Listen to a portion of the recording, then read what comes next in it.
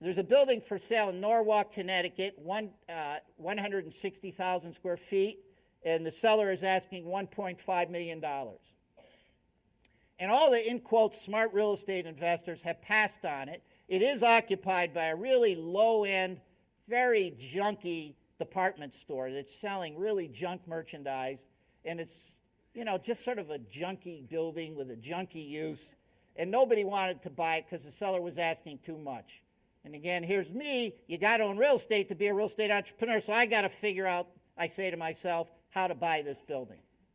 So I go to the seller and say, hey, would you give me an option for 90 days, and I'll pay $25,000 for the option, which was about all the money I had to my name, to buy your building for $1.6 million, $100,000 more than he was asking, and you, Mr. Seller, will take back a $1.1 million first mortgage.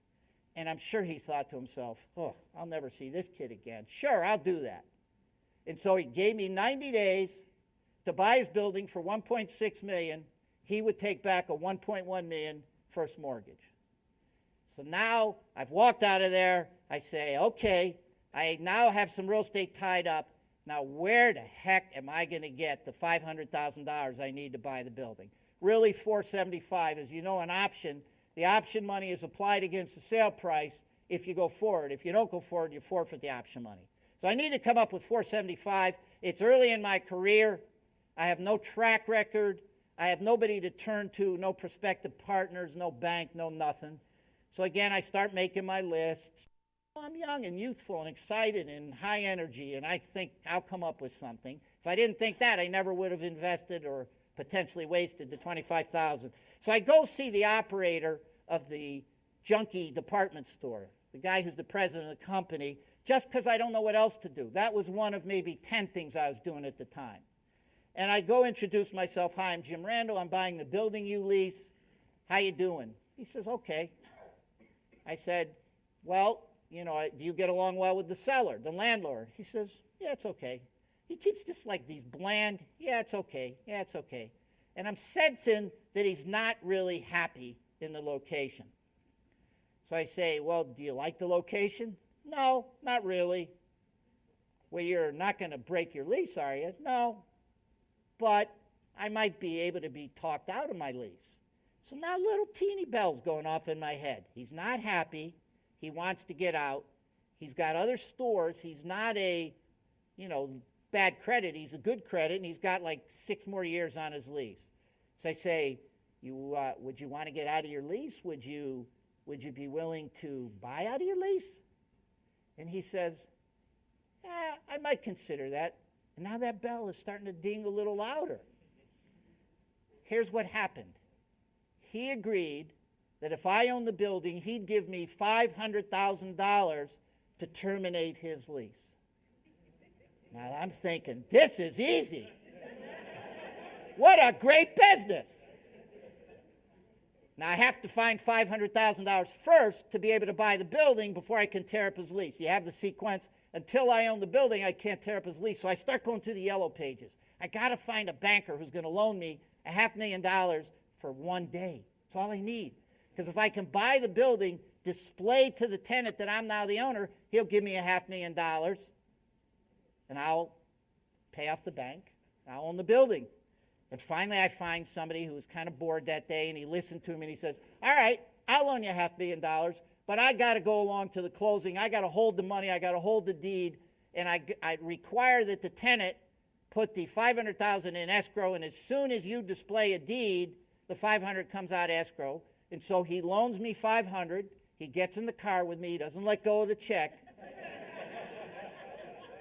He's now one of my best friends. We laugh about this story today. But it wasn't funny because he knew if things screwed up, he was out of a job. So we go to the seller. The seller, we give him the $500,000. He can't believe that we were able to come up with it. He gives us the deed. We go to the tenant. The escrow agent says, hi, you're now the owner. Here's $500,000. My banker friend grabs it, pays himself back. I now own this big building, 160,000 square feet, Norwalk, Connecticut. Now, while I'm congratulating myself, I go over to look at the building. The tenant knew he was going to be vacating, so it's empty. So I'm in 160,000 square feet, 4 acres under roof, nothing but me and a bunch of pigeons. And it's scary because now I got 30 days when I got to make tax payment, insurance payment. Now I got to start scrambling again. And as things happen, the glass is half full. I get a call the next day from a broker out of Boston, and he says, hey, I heard you bought that big building in Norwalk, Connecticut. Do you have 5,000 square feet you could rent to a manufacturer's outlet client of mine? And I say, manufacturer's outlet, what is that? He says, well, it's when a manufacturer wants to sell direct to the public. I said, well, are there other such stores? He says, sure, just get in your car, drive up to Maine, and you'll see all these stores. They're all up there. So I go to Maine, I see all these stores. So I call them up, I say, do these manufacturers' outlets, do they like to be all together under the same roof? He said, sure. So we start, this is sort of reminiscent of the self-storage story, and it also is the same refrain changed the paradigm of the building.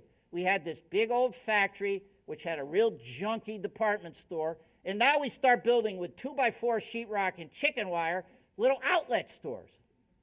And in about a year's time, we have the building completely leased to manufacturers' outlet stores. And 3 years later, you know what we sold that building for? We were into it for $1.6 million, none of which was our money. This is the happy ending, get ready. $10.6 million.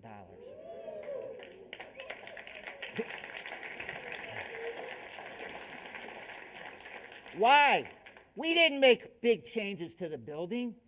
Minimal changes. We just did this chicken wire, sheetrock, and a little bit of marketing program to get manufacturers' outlets in there.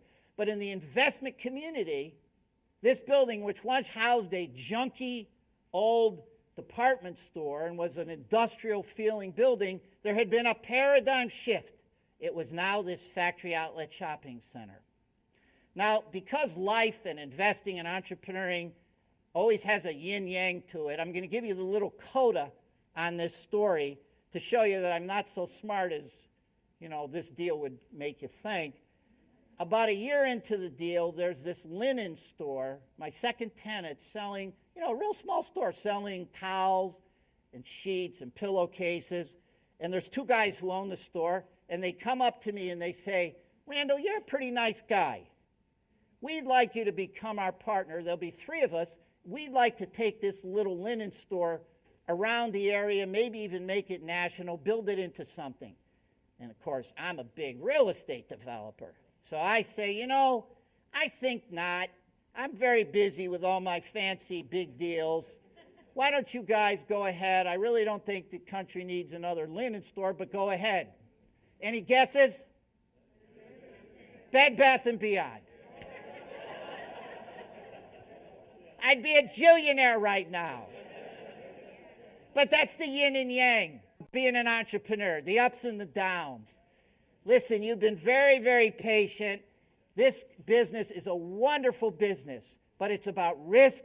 It's about understanding what people have done ahead of you. It's about guts. It's about perseverance. It's about never saying die. Thank you for listening. I enjoyed it.